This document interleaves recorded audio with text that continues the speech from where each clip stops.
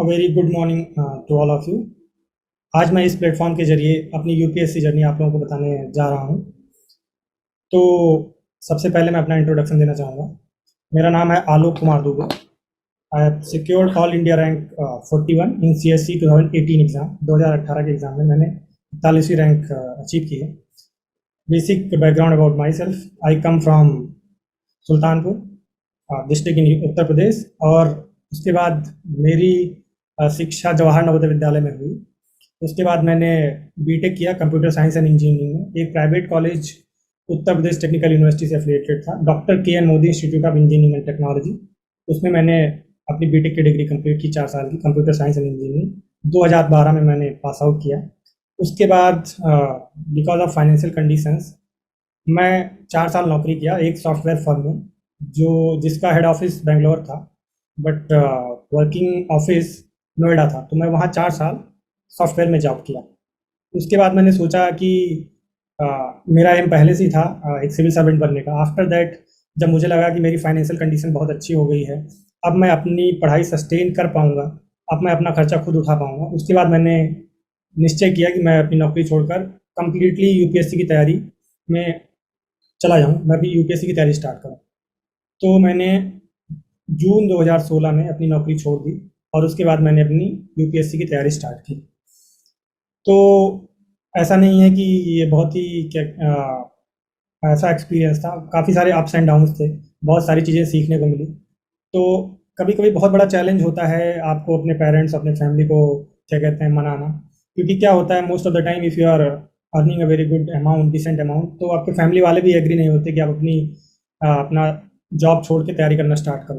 तो कहीं न कहीं बहुत सारे चैलेंजेस थे, बहुत सारी डिफ़िकल्टीज़ थी, बट मैंने धीरे-धीरे उसको ओवरकम किया। मैंने अपने फैमिली मेंबर्स को समझाया कि अगर मैं आज 12-15 लाख के पैकेज में हूँ, बट मैं अंदर से उतना खुश नहीं हूँ जितना मुझे होना चाहिए। मेरा एम कहीं और लाई करता है, मुझे यूपीएससी की तैयारी करना है। तो कहीं न कहीं वो बहुत एक चैलेंजिंग टास्क था अपने पेरेंट्स को मनाना। आफ्टर दैट जब मैंने बोला नहीं, नहीं मैंने डिसाइड कर लिया है, मैं अब यूपीएससी की तैयारी ही करूँगा, और मैं जॉब छोड़ के तैयारी इसलिए करूँगा क्योंकि जिससे मैं अपने आप को कंप्लीटली प्रिपरेशन में इन्वॉल्व कर पाऊँ। क्योंकि मोस्ट ऑफ द टाइम क्या होता है जब आप जॉब भी कर रहे हो और जब आप प्रिपरेशन भी कर रहे हो, तो मुझे ऐसा लगता था कि मैं अपने आप को कंप्लीटली उसमें इन्वॉल्व नहीं कर पाऊँगा और कहीं न कहीं 100% जस्टिस नहीं हो पाएगा। तो इसलिए मैंने अपनी तैयारी छोड़ के क्या कहते हैं प्रिपरेशन स्टार्ट किया। अब प्रिपरेशन स्टार्ट करने के बाद क्या मेरी जर्नी कैसी रही, मैं वो सारा आप लोगों के साथ शेयर करूँगा इस प्लेटफॉर्म के जरिए। तो 2016 में मैंने अपनी जर्नी स्टार्ट की। इन 2016 तो मैंने 1 साल सिर्फ अपनी पढ़ाई पे ध्यान दिया, अपनी पढ़ाई की। 2017 में मैंने पहला अटेम्प्ट दिया। उस टाइम मैंने काफ़ी प्रिपरेशन करके अपनी तैयारी स्टार्ट की, सब कुछ किया, but because of one thing और the other I was not able to clear prelims that time.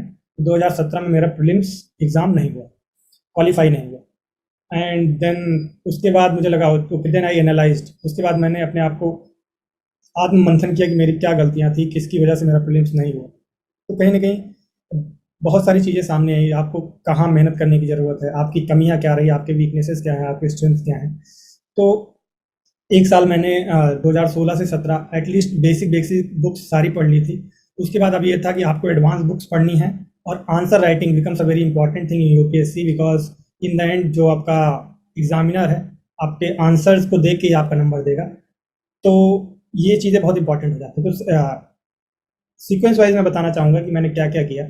सबसे पहले टोटल नंबर ऑफ अटेम्प्ट्स, अगर आप देखें तो मेरे टोटल नंबर ऑफ अटेम्प्ट्स 2 थे। पहला 2017 में मैंने दिया, दूसरा अटेम्प्ट 2018 में दिया, और 2018 में मैंने अपनी क्या कहते हैं ऑल इंडिया रैंक 141 आई मेरी। तो अब पहले अटेम्प्ट में जब मेरा 2017 में नहीं हुआ, तो मेरे जो और दोस्त थे, मेरे जो और फ्रेंड्स थे, हम लोगों ने बैठ के डिस्कस किया क्या करना चाहिए, अगला 1 साल की प्रिपरेशन कैसी होनी चाहिए।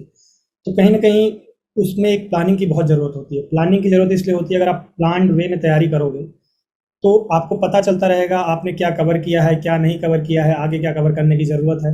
And the second thing is that कि आपका अपना क्या कहते हैं इवैल्यूएशन जो आप करोगे अपने पीयर से कितना है, क्योंकि यूपीएससी की प्रिपरेशन में ऐसा नहीं है कि आप अकेले तैयारी कर रहे हो। आपको अपने क्या कहते हैं पीयर से अच्छा करना है तभी, क्योंकि it's all about comparative thing. आप अपने पीयर से कितना अच्छा कर रहे हो, या आपके साथ जो कॉम्पिटिटिव एग्जाम दे रहा है आप उससे कितना बेटर कर रहे हो। यहाँ ऐसा नहीं कि आपको 100% ला के टॉप करना है। यहाँ अगर आपका पीयर क्या कहते हैं आपका एवेल्यूएशन आपके पीयर से अच्छा है, और आप जब आप टेस्ट सीरीज दे रहे हो उसमें आपको दिख रहा है कि आपकी परफॉर्मेंस बहुत अच्छी है, और आपके साथ वालों परफॉर्मेंस या आप जिनसे कम्पीट करना चाह रहे हो उनकी परफॉर्मेंस से आप कहीं अच्छे हो, तो कहीं ना कहीं आप ये सोच सकते हो कि आप थोड़ा एडवांटेजियस पोजीशन पे हो। पीयर का मतलब यहाँ पे ये नहीं कि आपके फ्रेंड्स, बट मैं इन जनरल बात कर रहा हूँ कि कॉम्पिटिटिव एग्जाम्स में क्या होता है।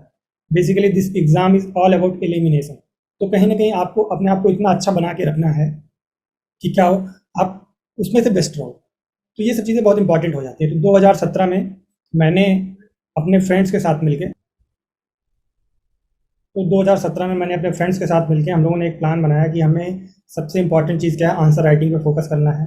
और अपने जो वीक एरियाज़ हैं, जैसे किसी का GS1 वीक होगा, किसी का GS2 वीक होगा, किसी का GS3 वीक होगा, अपने वीक एरियाज़ पे फोकस करना है और उसको स्ट्रांग बनाना है। And the third thing was कि हमें अपना ऑप्शनल बहुत ही अच्छा करना है। तो कहीं ना कहीं अगर आप देखोगे जो यूपीएससी मेंस का एग्ज़ाम है उसमें ये सारी चीज़ें बहुत ही इंपॉर्टेंट भूमिका निभाती हैं कि अगर आपका ऑप्शनल बहुत अच्छा है, अगर आप अपने ऑप्शन में 300 प्लस स्कोर कर रहे हो और आप अपने जीएस के जो पेपर्स हैं उसमें एबव एवरेज स्कोर कर रहे हो, तो कहीं ना कहीं आपका सिलेक्शन पक्का है। तो 2017 में आई वॉज वेरी फॉर्चुनेट, मैं बहुत लकी था कि मेरे जो ग्रुप्स बने, क्या कहते हैं, वो बहुत ही अच्छे थे और सारे बहुत ही एकदम फुल मोड प्रिपरेशन में थे। कोई ऐसा नहीं था किसी का लेग पुलिंग करता था। तो कहीं ना कहीं हमने 3-4 लोगों ने मिलके वो एक पूरा प्लान बनाया और उस प्लान को एग्जीक्यूट भी किया। एग्जीक्यूट करने का मतलब है, I can count the days on my finger. मैं टोटल ये बता सकता हूँ कि एक साल में मैंने 5 दिन आंसर नहीं लिखा होगा। तो कहीं ना कहीं ये सब चीज़ें बहुत इंपॉर्टेंट हो जाती हैं जब आप कंसिस्टेंसी होती है, जब परसिवियरेंस होता है, आप डेली आंसर राइटिंग कर रहे हो। जब आप डेली आंसर राइटिंग करोगे तो आपको खुद दिखेगा आपने पहले दिन में जो आंसर लिखा है और आपने जो लास्ट दिन में आंसर लिखा है, you can feel the difference. आपको खुद अंतर दिखेगा, पहले दिन में मैं कैसे आंसर लिखता था, कोई स्ट्रक्चर नहीं था, कोई कोहेरेंस नहीं था। आप जो बाद में 4 महीने बाद 5 महीने बाद आप आंसर लिख रहे हो, तो उस आंसर में प्रॉपर स्ट्रक्चरिंग है, कोहेरेंस है, आप क्वेश्चन के सारे पार्ट एड्रेस कर रहे हो। तो कहीं ना कहीं एक कंटिन्यूस प्रोसेस है। यूजुअली क्या होता है, स्टूडेंट्स ये सोचते हैं कि मुझे आंसर राइटिंग नहीं आ रही है, 2 दिन मैंने आंसर लिखा, तीसरे दिन I should start writing perfect answer. तो ऐसा बिल्कुल भी नहीं होता है। ये सब चीज़ें कंटिन्यूस प्रैक्टिस से आती हैं, आपको लगातार प्रैक्टिस करनी पड़ेगी और बहुत ज़्यादा मेहनत करनी पड़ेगी। One thing I would like to say कि there is no substitute of hard work. अगर आप सोचो कि नहीं नहीं मैं तो 4 दिन आंसर लिख लिया और मेरा क्या कहते हैं परफेक्ट हो गया, it is not going to be like that. आपको मेहनत करना पड़ेगा and then you will yourself see the difference within you. आपको खुद लगेगा मेरे अंदर क्या चेंज हुआ है, पहले मैं कैसे लिखता था, पहले मैं कैसे समझता था, now the things has change a lot. तो अब इसके बाद मैं, अब जैसे फर्स्ट अटेम्प्ट में नहीं हुआ तो मैं, अगर आप लोग को ये भी जानना चाहते होंगे कि मैंने क्या क्या मिस्टेक्स थी। मिस्टेक्स तो मैं ऐसा नहीं बोलूँगा, एक्चुअली 2016 में ही मैंने प्रिपरेशन स्टार्ट करी, 2017 में मेरा पहला अटेम्प्ट था। मिस्टेक्स नहीं, बट ये सब चीज़ें अगर आप कवर कर ले रहे हो तो अच्छा है। पहली चीज़ तो मैंने एडवांस बुक्स नहीं पढ़ी थी किसी भी सब्जेक्ट की, like polity, economics, history and all those things. और दूसरा, आंसर राइटिंग नहीं की थी। तीसरा था कि मेरा एस्से और क्या कहते हैं ये सारी चीज़ें, एस्से और ऑप्शनल बहुत ही अच्छे से प्रिपेयर नहीं था। At least you should revise your optional twice and thrice thoroughly. अगर आप बहुत ही अच्छे से पढ़ रहे हो then you will able to answer the questions that are being asked in UPSC examination. That is very important for you. Otherwise अगर आप एक बार ऐसे ही पढ़ लोगे तो आपको उतना कॉन्फिडेंस आ ही नहीं सकता है, वेरी श्योर। तो ये सब चीज़ें। चौथा था कि मैंने स्ट्रीमलाइन और स्ट्रक्चर्ड वे में तैयारी नहीं की थी। स्ट्रक्चर्ड वे का मतलब क्या होता है, अगर आपको पढ़ना है तो सिलेबस वाइज आपने टॉपिक्स नोट डाउन कर लियो कि पॉलिटी में इतना है, सोशल इश्यूज में इतना है और कहते हैं गवर्नेंस में इतना है। तो मैंने कहीं ना कहीं मतलब कि एक ओवरऑल पिक्चर या बहुत ही अच्छे से तैयारी नहीं की थी। तो ये सब 3-4-5 चीज़ें मैंने नोटिस की अपने प्रिपरेशन में 2016 से 2017 के बाद। तो इन सब चीज़ों को मैंने स्लोली रेक्टिफाई किया। 2017 से 18 के बीच की प्रिपरेशन में मैंने इन सब चीज़ों पे फोकस किया। अपने एससी की तैयारी अच्छी की, मैंने एससी की टेस्ट सीरीज लगाई, एससे लिखा और अपने एससे को इम्प्रूव किया। सेकेंड थिंग, ऑप्शनल, मैंने ऑप्शनल की भी टेस्ट सीरीज लगाई, ऑप्शनल को भी काफ़ी अच्छे से अपने कंटेंट को रिफाइन किया, कंटेंट इनरिचमेंट किया और क्या कहते हैं आंसर राइटिंग इम्प्रूव किया। चौथी चीज़ मैंने बोली थी, जीएस पेपर्स में टॉपिक वाइज मैंने रिवाइज किया, टॉपिक वाइज मैंने नोट्स बनाए, जिससे क्या हुआ, जब आप then you will able to understand कि क्या आपके क्वेश्चंस कौन से टॉपिक से आ रहे हैं। अगर आपको पता चल रहा है वो क्वेश्चन इस टॉपिक से आ रहा है तो आप बहुत ही अच्छे से उसको एड्रेस कर सकते हो। एंड बेस्ड ऑन दैट मैंने टॉपिक वाइज नोट्स बनाए, टॉपिक वाइज एग्जांपल्स लिखे, कीवर्ड्स लिखे जो आप क्या कहते हैं यूज़ कर सकते हो पेपर्स में या आंसर्स में। और मुझे ऐसा लगता है keywords and short notes makes a lot of difference in your answer writing. आप अपने बात को कितने शॉर्ट टर्म में कह पा रहे हो, that is the most important thing. और उसमें क्या होगा, आपका टाइम बचेगा, आपकी एनर्जी बचेगी और कहीं ना कहीं सामने वाले एग्जामिनर को ये पता चलेगा नहीं नहीं you are well read and you have the knowledge. तो ये सब चीज़ें मैटर करती हैं, this thing matters a lot in answer writing in UPSC. And then as far as advice is concern, मेरी एडवाइस जो अभी यूपीएससी में तैयारी कर रहे हैं उनके लिए यही रहेगी कि पहली चीज़ तो ये है कि अगर आप यूपीएससी की तैयारी करने आ रहे हो तो आपको अपने डिसीजन में बहुत फर्म होना पड़ेगा। ऐसा नहीं है कि आपके पेरेंट्स ने बोल दिया, आपके दोस्त ने बोल दिया, आपने किसी को देखा कि वो आईएएस बन गया है तो मैं भी ये तैयारी करूंगा और आईएएस बन जाऊंगा। This is not going to happen. आपको अपने आप से बहुत ही ज़्यादा मोटिवेटेड होना पड़ेगा। You have to be very self motivated, then only you can start preparing for UPSC. Because UPSC journey ऐसी है कि वो 1 साल 2 साल 3 साल भी चल सकती है। तो कहीं ना कहीं अगर आप सेल्फ मोटिवेटेड रहोगे तो आपका मोराल हाई रहेगा और आपको इस प्रिपरेशन से घुटन नहीं होगी। क्योंकि क्या होता है, जब आप दूसरों कहने प्रिपरेशन में आते हो, 1 साल आप चलो किसी भी दवा में प्रिपरेशन कर लिया, 2 साल कर लिया, बट उसके बाद आपको घुटन होने लगती है। यू विल फील कि मुझे यहाँ से निकलना है, तो उस माहौल में आपकी तैयारी नहीं हो पाएगी। दूसरा चीज़ मैं ये बोलना चाहूँगा कि जब आप यूपीएससी की तैयारी के लिए आ गए तो आपको अपने सिलेबस का पता होना और रिसोर्सेज का पता होना बहुत ही इंपॉर्टेंट है। Nowadays what is happening, lot of resources are available online offline. तो कहीं ना कहीं मुझे ऐसा लगता है सिलेबस के अकॉर्डिंग आपको चूज़ करना पड़ेगा कौन सी चीज़ें आपको पढ़ना है, कौन सी चीज़ें नहीं पढ़ना है।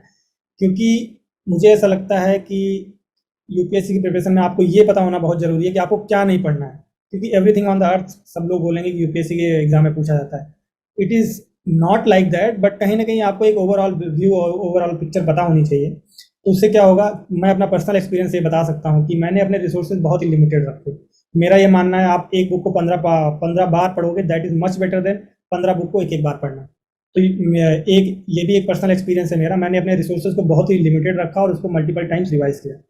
थर्ड एडवाइस जो मैं देना चाहूँगा, आप लोग, ये तुरंत नहीं होगा। जब आप प्रिपरेशन स्टार्ट करोगे 2 महीने 4 महीने 6 महीने, slowly you will realise what are your strength, what are your weaknesses. आपके स्ट्रेंथ क्या है, आपके वीकनेसेस क्या हैं, उनको आइडेंटिफाई करो। उनको आइडेंटिफाई करने के बाद उस पर काम करना स्टार्ट करो। काम करना इन द सेंस आपको पता चल गया हो कि पॉलिटी, हिस्ट्री, इकोनॉमिक्स ये मेरी स्ट्रेंथ है, मुझे आर्ट एंड कल्चर कम समझ में आता है, वर्ड हिस्ट्री कम समझ में आती है। तो अकॉर्डिंगली आप अपने टाइम टेबल में, आप अपने शेड्यूल में उसका टाइम डिवाइड कर सकते हैं कि मुझे इतना टाइम ये पढ़ना है क्योंकि कम टाइम में मुझे ये चीज़ें समझ में आ जाती हैं। दूसरा सब्जेक्ट ऐसा है जो मुझे ज़्यादा टाइम में समझ में आता है तो मुझे उसको ज़्यादा टाइम देना है। तो इस सब चीज़ों से क्या होगा, slowly you will start understanding what are the important things and where you have to give more time and where you have to give less time. तो कहीं ना कहीं ये सब चीज़ें बहुत इंपॉर्टेंट होती हैं। चौथी इंपॉर्टेंट चीज़ जो मैं बोलना चाहूँगा, आंसर राइटिंग बहुत इंपॉर्टेंट है किसी यूपीएससी क्वालिफाई करने के लिए। मैं हमेशा यही बोलता हूँ कि प्रीलिम्स में अगर आप क्वालिफाई हो गए तो आप क्या कहते हैं, ऐसा नहीं कि आप आईएएस बन जाओगे। It is the mains. अगर आप मेंस में बहुत अच्छा किया है आपने तो definitely you are going to get into the list, आपका नाम लिस्ट में होगा। इट इज़, मैं हमेशा ये बोलता हूँ कि it is not the prelims which is going to make you an IAS officer, it is the mains and interview exam which is going to make you an IAS officer और which is going to make your list, make the name, like आपका नाम उस list में होगा। तो कहीं ना कहीं ये सब चीज़ें आपको इंटरनलाइज करनी पड़ेंगी कि मुझे प्रीलिम्स के लिए भी तैयारी करनी है, बट उससे ज़्यादा मेंस में आंसर राइटिंग पे फोकस करना है। And the quality of essays I am writing, the quality of answers I am writing in my optional paper. तो ये सब चीज़ें बहुत इंपॉर्टेंट हो जाती हैं। एंड फिर पांचवी सलाह मैं ये देना चाहूँगा कि मोस्ट ऑफ द टाइम क्या होता है जब आप यूपीएससी की तैयारी के लिए आते हो तो कहीं ना कहीं बिकॉज आपके फ्रेंड्स या फैमिली से प्रेशर आता है कि बेटा यूपीएससी की तैयारी कर रहे हो, या तो साथ साथ आप स्टेट पीसीएस का भी एग्ज़ाम दे दो और सारे एग्जाम्स भर दो। तो उसमें क्या होता है, आपका अटेंशन डाइवर्ट हो जाता है। और कहीं ना कहीं मुझे ऐसा लगता है अगर आपका अटेंशन डाइवर्ट हो जाता है तो आप फुल्ली 100% आप यूपीएससी को नहीं दे पाते। वो भी एक बड़ा बिग फैक्टर होता है कि बहुत सारे लोग मेंस स्टेज में या इंटरव्यू स्टेज में क्वालिफाई नहीं कर पाते। क्योंकि कहीं ना कहीं जैसे आपने यूपीएससी प्रीलिम्स दिया, अब आपको मेंस की तैयारी करनी चाहिए, बट आपका क्या कहते हैं स्टेट पीसीएस का एग्जाम आ गया प्रीलिम्स का 1 महीने बाद, आप उसमें लगे हुए हो तो आपने 1 महीने वहाँ वेस्ट कर दिए। तो उससे क्या होगा, जो आपको 1 महीने यहाँ अच्छे से मेंस की तैयारी करना चाहिए था, अपना ऑप्शनल स्ट्रॉन्ग करना चाहिए था या अपना एसए स्ट्रॉन्ग करना चाहिए, वो टाइम वेस्ट हो गया। तो कहीं ना कहीं आपका मेंस में भी कम नंबर आएंगे। फिर आपका अगर मेंस क्वालिफाई भी होता है, इंटरव्यू में भी आपका एक मैक्सिमम लीड के आगे आपको नहीं मिल सकती। तो कहीं ना कहीं जब आप होल हार्टली आप ये प्रिपरेशन नहीं करते हो तो वन पॉइंट और द अदर आप उसमें लैग करते हो और इसलिए क्या होता है आपका सिलेक्शन या आपका जो डिजायर्ड रैंक है वो आपको नहीं मिल पाती। तो मेरा ये मानना है आप 1-2 साल एकदम सिर्फ यूपीएससी के लिए अगर तैयारी कर रहे हो तो और सारी चीज़ों के एग्जाम मत भरिए, आप इसी पे फोकस करिए। Definitely if you are doing hard work you are going to qualify. और इन द एंड मैं दो कोट हमेशा बोलता हूँ जो मुझे इंटायर यूपीएससी जर्नी में मुझे इन दोनों कोट्स ने काफ़ी इंस्पायर किया है। If you fail to follow your plan then plan to follow your failure. ये पक्का है, अगर आप अपना प्लान नहीं फॉलो कर पा रहे हैं तो आप समझ लीजिएगा आपका फेल होना निश्चित है। And the second thing which is very important और जो मुझे कंटिन्यूसली मोटिवेट करता था, the pain of discipline is much less than the pain of failure. अगर आप डिसिप्लिन में काम कर रहे हो, डेफिनेटली आपको बहुत कष्ट होगा, बट उस कष्ट की जो क्या कहते हैं इंटेंसिटी है वो बहुत कम होगी जब आप फेल होते हो। जब आप फेल होगे तो वो अनबियरेबल पेन होता है। I have realise that and I know. So कहीं ना कहीं देखो, आप डिसिप्लिन में रहोगे, आप क्या कहते हैं कंसिस्टेंसी मेंटेन करोगे, आपको बहुत सारा प्रॉब्लम्स आएगा, बहुत सारा कष्ट होगा, बट उस कष्ट वो कष्ट तब भी अच्छा है रादर देन फेल होने से। उस टाइम जो आपको अनबियरेबल पेन होता है and the family and friends सारे लोग डिसअपॉइंटेड होते हैं, तो कहीं ना कहीं ये सब चीज़ें बहुत इंपॉर्टेंट हो जाती हैं। बाकी इन द एंड मैं ये बोलना चाहूँगा, हार्ड वर्क कभी वेस्ट नहीं जाता। अगर आप डिलीजेंटली हार्ड वर्क कर रहे हो तो definitely you are going to qualify UPSC और any exam that you are writing. Thank you so much.